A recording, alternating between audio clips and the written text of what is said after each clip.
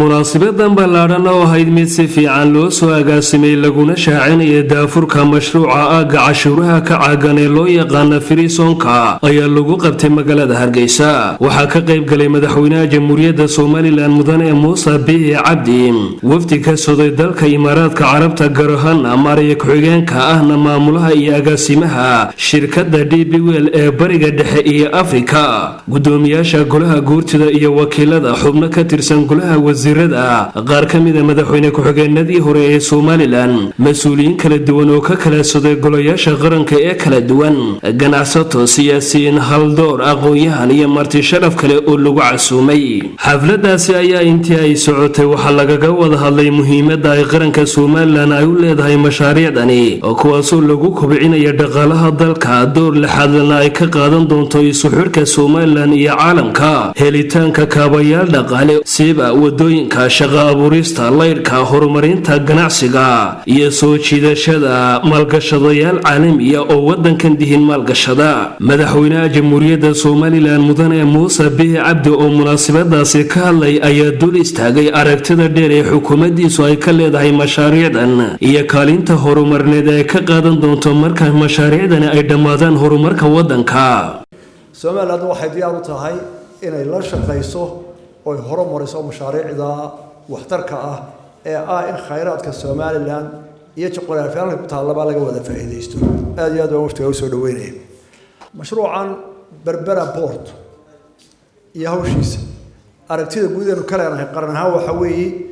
inaynu ka helo koboc dhaqaale oo dalkeena Soomaaliland iyo gobolka aynu ku nool geeska Afrika caalamkana aynu la wadaagno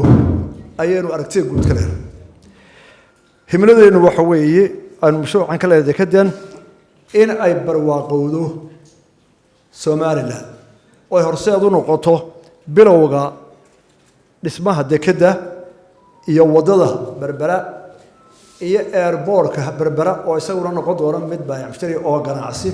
oo international ah oo hub weyn. inta markaynu isla helo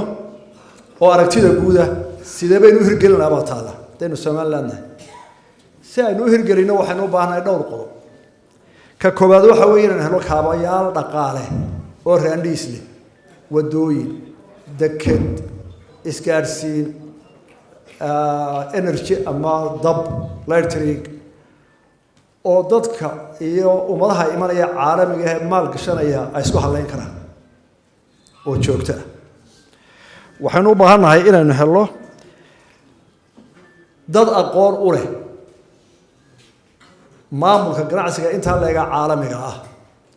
oo xirfadlayaal iyo aqoonyahan sarabo leh oo Soomaaliland darisa oo waxna ku tababarta hawsha imika socota iyo qolada noomanaysa, qaarna dhalinyaradeen iyo dadkeena aan u tacliimino iyo dadkeenii hore gabowga wixii shaqayn kale hawsha yaqaanaba inuu isugu tagno si aynu isaga dheelitiro dadka ajaanibka ee aqoonta leh ee inala shaqeynay oo aynaan noqonin meel maran oo aan garanayn wax laga shaqeynayo ee loo yeeriyo ayaan u baahanahay inaan isku tagno laha. waxa ilaahay mahadiya in xagga dabka dawladda Imaaraadka Carabta inaga caawisay oo inoogu deeqday solar system 7 megawatt oo Berbera iyo Dekedda iyo hawsheeda ku filan oo dhawaan soo degi doona oo la dhigi doono Dekedda Berbera. waxa kale oo baahanahay inaan soo jiidano maalgashiyaal xoog leh ka bilowno kuweena lacagta haya ee Soomaaliland inay ku dhiiradaan inay dalka maalgeliyaan kuwa caalamiga ah ee adduunka daafihiisa oo dhan gaar ahaan kuwa aynu jaarka nahay dawladaha aynu jaarka nahay inaynu soo jiidano inay dalka maalgashadaan. sidee baynu taa ku helaynaa? marka hore waxaynu ku helaynaa Soomaaliland oo midaysan dhammaanteed oo qof waliba iska xil saaro inuu yahay mas'uul arrintaa fulinaya.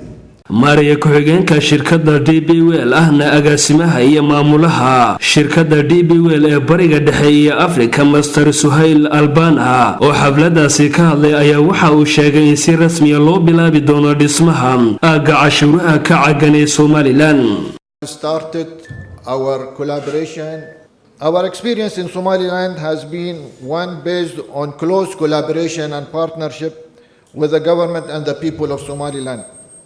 Master Suhail ayaa waxa uu sharaxay mashaariicda kala duwan ee shirkadda DBWL ay ka wada Somaliland iyo lacagta ay ku bixisay ama ay ku maalgelisay. Waxa uu sheegay in boqolkiiba 98 shaqaalaha ka howlgalaya ama imika ka shaqeeya ay yihiin muwaadiniin u dhashay Somaliland oo gudaha wadanka jooga. Waxa uu sheegay in mashruucani uu door muhiim ah u ka qaadan doono shaqo abuurka iyo waliba dhaqaalaha dalka Somaliland. Waxa kale oo ganacsatada yaryar ee Somaliland ee gudaha wadanka ku ganacsata uu xasuusiyay in marka uu mashruucani uu dhamaado ay faa'iido weyn ay ka heli doonaan kaas oo uu soo jeedi doono ayuu yiri maalgashadayaal caalami ah oo maalgashada Somaliland. dowladda Somaliland iyo Imaaraadka Carabta ayaa heshiiska dhismaha iyo bilaabidda mashruucaasi ku kala saxday gudaha xafladaasi intii ay socotay.